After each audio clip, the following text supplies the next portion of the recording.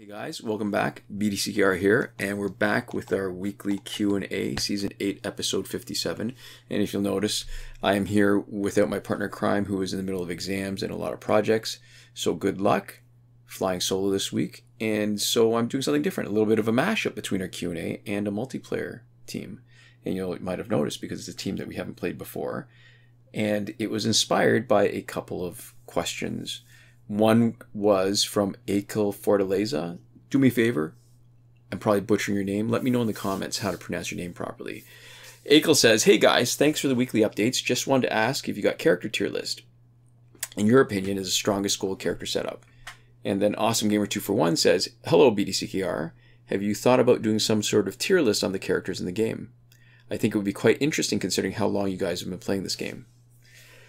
And if that wasn't enough, what finally pushed me over the edge to do this was a tier list in the Injustice subreddit that was posted by Hugh Janis. And I'll link that into the description. And there was an interesting discussion in the comments about the tier list. So here's the thing. Everybody loves tier lists. People have been asking us about them and asking us to do them for literally years. And I can totally see the appeal. It's a conversation starter. No one ever completely agrees with every choice, and you get lots of disagreements, lots of discussion, and the disagreements become even more common when some players don't have every card. Because here's the thing, I think. If they can't play it, but they have to fight against it, that colors how they feel about a card. Sometimes it's because a card is easy to beat, and then they undervalue it, because, let's face it, the AI doesn't fight nearly as well, doesn't have as good a strategy as real people playing. And sometimes they're hard to beat, and then they overvalue it. So here's the other thing, right? Making a fight drag isn't anything we're trying to do with our own team, but that's what makes the AI more difficult. And the other thing, too, I guess, is the AI has some advantages that we don't have. For example, they can complete a combo that gets blocked, which means some of the AI's ability with the character doesn't translate to when you're using them yourself. Other things that may have an impact, right? Players don't always have every gear, so they can't maximize a particular card's potential and don't understand how good someone can be. Players might also be at different stages, so maybe they don't have the experience that would let them decide what actually works better, and they're really limited by who they can use. But I think the biggest problem with tier lists that I'm hoping to address, and we touched on that in the discussion in the Injustice subreddit, is that they've generally considered cards in isolation. And I know that in the tiers discussion, sometimes there's a bit of lip service to how good they can be, but they're overwhelmingly ranked according to how good they would be in a one-on-one fight. And I think that's probably the biggest mistake. It's never how we play them. It's always a team of three. Even if there's some fights, we might not get to play all three of them. But it's really a team of three. So there's the synergy, potentially, between the three characters. Which is why I think a lot of the tier lists of individual characters are really hard to do.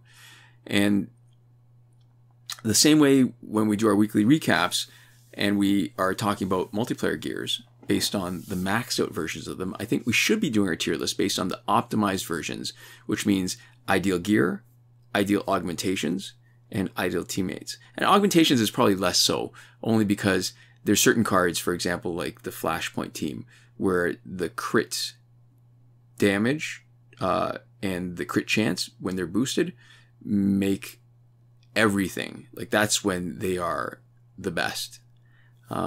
So in my mind, the way people do tiers, they often do like an S, like the really top tier, and then A, B, C, D, letters down.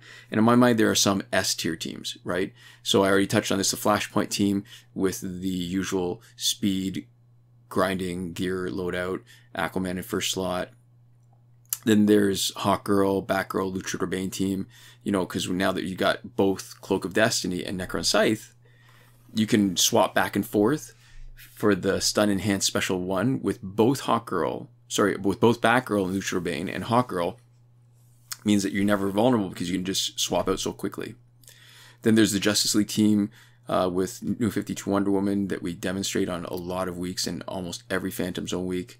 There's just so many combos of Aquaman, Batman, Superman that we've done that not only can you really get through multiplayer fights fast in regular seasons, but you can really race through Phantom Zone. And the last one I mentioned in that discussion was the Arkham Knight team. And what I started talking about was Arkham Knight Batman with Arkham Knight Batgirl and then sticking somebody else. So here's the thing. I've given that a bit more thought, and the team you're seeing is another variation on the Arkham team, but not full Arkham. And I think when I was able to get away from the idea that an Arkham team had to be all Arkham was when the potential for this was really unlocked. And I think it's, in a lot of ways, it's very much like the Killer Frost Earth 2 team, right? So you've got Earth 2 Solomon Grundy, who's got power dampening, Killer Frost, who has independent power dampening, and all of a sudden you just can't, if you're facing them, you just don't generate any power at all. The main danger of this team, I should get this out of the way, is if facing a Blackest Night Flash team. And if I can find the footage, I will pull it up. But it's not impossible. It's just a lot more difficult. And then you have to plan around how you're going to do it so that you minimize the effect of giving them a huge amount of power and a lot of healing. It almost becomes like one of the Survivor fights. The biggest change was, okay, so Arkham Knight Batgirl, I think without a doubt, she has to be on the team. But instead of having a third Arkham character with Batgirl and Catwoman, it's Wonder Woman 600. Once Arkham Knight Batgirl and Catwoman are there, then it almost becomes easier to realize that Wonder Woman 600 has this great passive of boosting damage, but boosting power generation. So it's worth having her there and to give up a slot, because now Arkham Knight Catwoman with Tantu Totem and Master's Death card, normally you would need to make her third slot something power gen so that she's guaranteed to get 2 bars each time when she comes up. Because if you don't, then she might just come in with a bar and a bit, and then you have to lose your position a little bit, or you need to spend a bit of time generating power. And so this leaves her third slot free instead of power gen, because Wonder Woman 600 is doing it. You get to give her Quake engine. And all of a sudden, we not only boost her damage over time, but we boost her special 2. Her special 2 has reduced damage about 75% of what you would normally get at her attack level, because it's got a status effect. Now, 75% is still actually pretty good, because a lot of other sort of effects reduce the damage in half. And for example, Regime Superman does only half of the damage that he's supposed to for his damage level, because it's unblockable. Quake engine boosts the amount of damage on somebody who doesn't have, who has less than a bar of power. And you also transfer her damage over time to the next character that tags in, which is absolutely brilliant, right? Because what you're doing is you're really leaning into the damage over time. The other place where, the main place where it costs you, two places actually. Catwoman does less damage over time than she would with another Arkham Knight character, which you're making up for with the Quake engine. And Arkham Knight Batgirl only revives one teammate, so Wonder Woman 600 is not that hardy. So, but it gives us a little bit more flexibility. And one variation, a lot of times what you want to do is have Arkham Knight Batgirl, you want her to really take advantage of the ability to stun. And a lot of times that means you want to give her a bar of power. We're doing the opposite. So she's got no guarantee she's going to have power. We're going to rely on Wonder Woman 600 to help her get to bar power. But if she doesn't get there, we're double loading her with the stun boosted damage with Necron Scythe and Cloak of Destiny. But we're giving her basic damage gear that boosts her crit chance and boosts her basic damage. Instead of, say, League of Assassins Knives, which would increase her power gen and do a bunch of splash damage. on the opponent's teammates, because one, maybe if she doesn't have a bar, we do a swipe combo. That can often be enough to knock out her opponent if they're stunned. When you're using both Scythe and Cloak, it's never really a problem. And that means, well, if you were relying on splash damage, it's not actually that valuable on Arkham Knight Batgirl if you're playing her right to save your teammates, because hopefully Arkham Knight Catwoman has already taken care of one or two of her opponents before Batgirl comes in to save her. And there's 3 opponents, so the splash damage actually has less impact. One thing that I was pleasantly surprised at with Catwoman is how fast she can trigger another special when she's finished her previous one. So if you're looking here, say, like at Martian Manhunter, if she'd had her power back while he was invulnerable, she would have been able to really quickly do another special, even when he's got bar of power, because the time between when she finishes and she can start the next one is really ridiculously short. And that makes it easier in general to handle somebody on the other team with Astro Harness. And the chance of getting some power back using Quake Engine also is useful, because if her special 2 lands on somebody with Astro Harness, holding on to some power, even if it's not enough to bring it all back, it's often enough to take their power so that they're not as dangerous to us when their invulnerability is over. Oh, and he's blocked.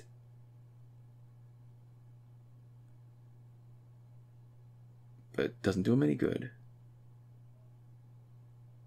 Oh, there's their Catwoman. And see, we've drained their power. It's actually quite good. So maybe we can talk about the one vulnerability then, is that I guess we're lucky we haven't seen Blackest Night Flash. It's still worth trying, if only because unless the character that you're facing has an extra revive on top of what Hawkgirl gives them, you can usually knock them out. So it's 3-on-2. They are generating quite a bit of power and healing. But then that's where Arkham Knight Batgirl comes in, because she's going to be useful as long as you're not facing Blackest Night Flash, to generate a bunch of power, do one of her special ones, unblockable a lot of the time, and does a huge amount of damage with the stun. So with just 1 bar of power, she's going to be able to knock the other guy out. And I think that's really it. The sweet spot for this, alright, so this is nice. We'll be able to just do a bunch of attacks while he's invulnerable, and not leave ourselves vulnerable to a counterattack. See what I mean? So there, she got a bar of power back. He actually had to tag out.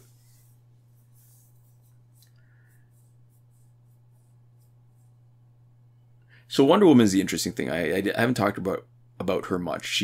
There's so many options. In this particular fight, we've given her 2 power generating gears, the 2 best power generating gears, which are Heart of Darkness and League of Assassin's Knives. That was a mistake. We should have saved Arkham Knight Batgirl to save Catwoman, but if we're doing this right, it won't really matter. So she's got Claw of Horus, and that's mainly because as a support character, we could try to make her stronger, and that could be stronger to eat damage as a tank, or we could make her stronger offensively. But because she's relatively low attack compared to our other characters, it feels like it's more useful to make her useful in a fight by shattering the other team's gears. And that gives her a utility that doesn't require really trying to bump up her stats.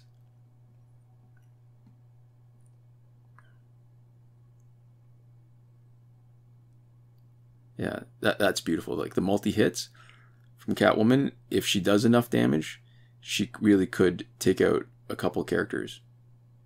And even if she doesn't take them out, she can start bleeding on somebody else.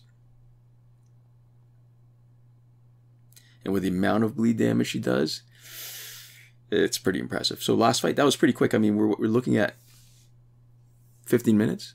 That's pretty decent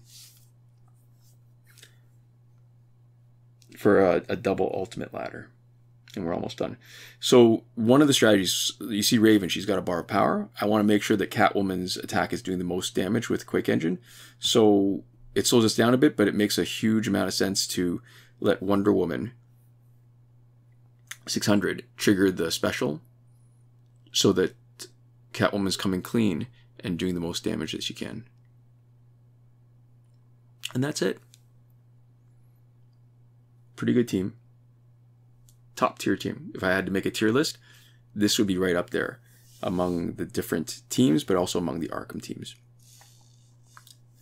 So thank you so much for watching, and a special thank you to our patrons on Patreon, and that would be Victor Gomez, Consul Peasant, and Edwoon at the top tier Last Word, Sinemac and Mohammed Albshaiti at the Your Message Here tier, Shawn Farrell, Daniel Simonson, Aaron Maule, Michael DeVries, Brandon C., Irvin Ruiz, and Eddydoo at the credited level, and Chris Wolf, Scarlet Danny, Awesome Gamer 2for1, Pavu RS, Gavin Malott, and Isfar E at the gratitude level.